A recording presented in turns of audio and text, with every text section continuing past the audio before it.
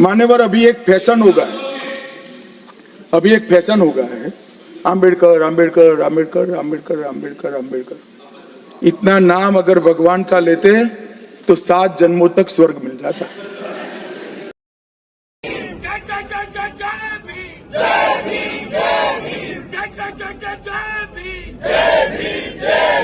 अमित शाह माफी मांगो, माफी मांगो, माफी मांगो। अमित शाह माफी मांगो, माफी मांगो, माफी मांगो। अमित शाह माफी मांगो, माफी मांगो, माफी मांगो।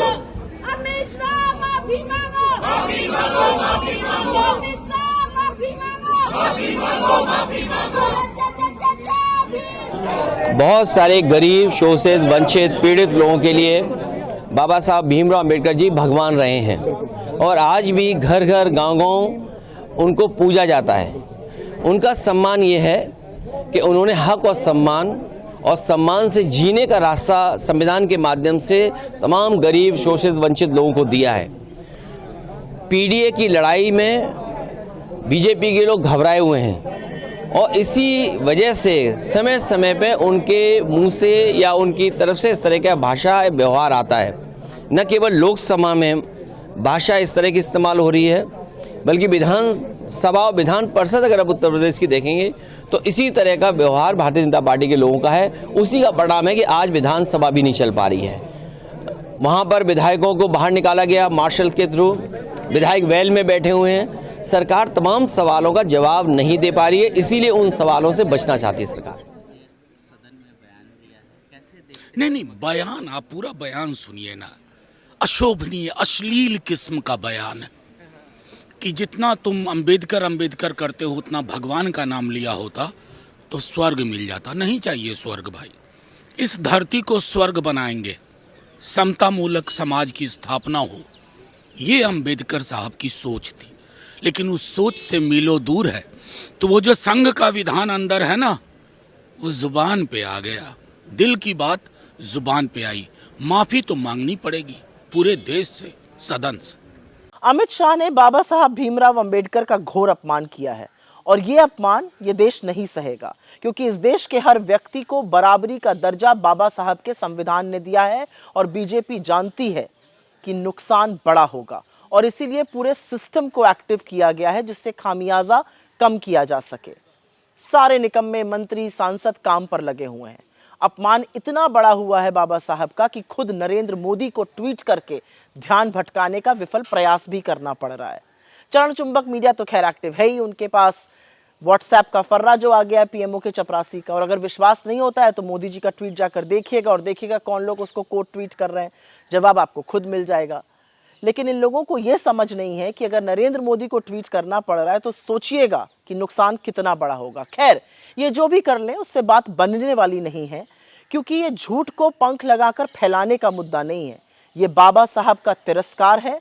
बाबा साहब वो जिन्होंने संविधान को बनाया है और इसका सबक एक बार मेरा देश 2024 में बीजेपी को सिखा चुका है।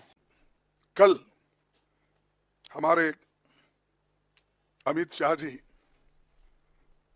एक बात उन्होंने कही जो बहुत ही एक कंडेमेबल है। ये दुर्भाग्य है हमारा देश का कि किसी भी एक दलित नायक को, व्यक्ति को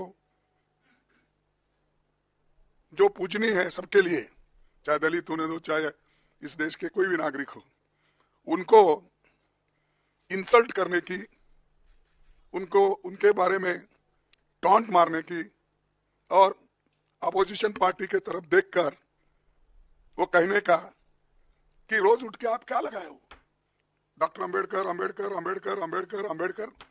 अगर इतना ही नाम भगवान का अगर आप लेते तो आप 7 जन्मों का स्वर्ग उनको आपको प्राप्त होता था। मुझे ये मजबूरन कहना पड़ता है कि ये लोग संविधान को नहीं मानते। स्वर्ग और नर्क की जब बात करते हैं तो ये मनुस्मृति की बात करते हैं। इसमें ही लिखा है कि क्या क्या स्वर्ग है, क्या क्या कौन से जाति कहाँ जाएंगे, क्या पढ़े तो क्या हो जाएंगे। ये मानसिकता मोदी सरकार के कैबिनेट मिनिस्टर्स को और मोदी साहब को भी है। और उसी ढंग से उनके जो गुरु है, जो गोलवलकर गुरु जी या दूसरे जो भी है उनके फाउंडर्स, ये सब लोग, वो लोग भी यही बात बोलते थे। वो उनकी कोई गलती नहीं, जैसे स्कूल में पढ़ते हैं उस स्कूल का नियम उनको पालना पड़ता, उसीलिए उन्होंने ये पाला। बार बार ये भी कहते हैं कि हमने, कांग्रेस वालों ने इंसल्ट किया अंबेडकर का, तो मैं तो पार्लियामेंट में पूरा बोल दिया हूँ किस ढंग से वो कांग्रेस को नीचा दिखाने के लिए, नेहरू जी को नीचा दिखाने के लिए, गांधी फैमिली को नीचा दिखाने के लिए वो बात करते थे। वही बात उसी ढंग पे फिर कल भी उन्होंने किया। सरकार की तरफ से किस तरह की भाषा का इस्तेमाल हुआ। हम आप सब बाबा साहब भीमराव अंबेडकर जी को बहुत सम्मान करते हैं। बाबा साहब भीमराव अंबेडकर जी का योगदान इस देश के संविधान बनाने में और इस देश को एक ऐसा संविधान जिसमें सबको हक और सम्मान मिलता है, वो बाबा साहब भीमराव अंबेडकर जी ने दिया। लेकिन आप देखिए उनके सम्मान में किस तरीके से भाषा का इस्तेमाल हुआ है। ये वही लोग हैं जो संविधान कभी बदलना चाहते थे और लोकतंत्र पे हमला करने के लिए कि हमारा लोकतंत्र कमजोर हो जाए। लोकतंत्र वो है जिसमें हम लोगों की बातों को सुनते हैं, हर इंसान को जोड़ करके लोकतंत्र है। लेकिन ये लोग मन विधान से चलने वाले लोग एक तंत्र पसंद करना चाहते हैं। ये तो हालत दिल्ली की है। और यूपी की हालत जो है, हमारे जो मुख्यमंत्री जी, उनकी भाषा तो ऐसी है कि अगर आप सुने तो आपको भी गुस्सा आ जाएगा। उनकी जो भाषा सदा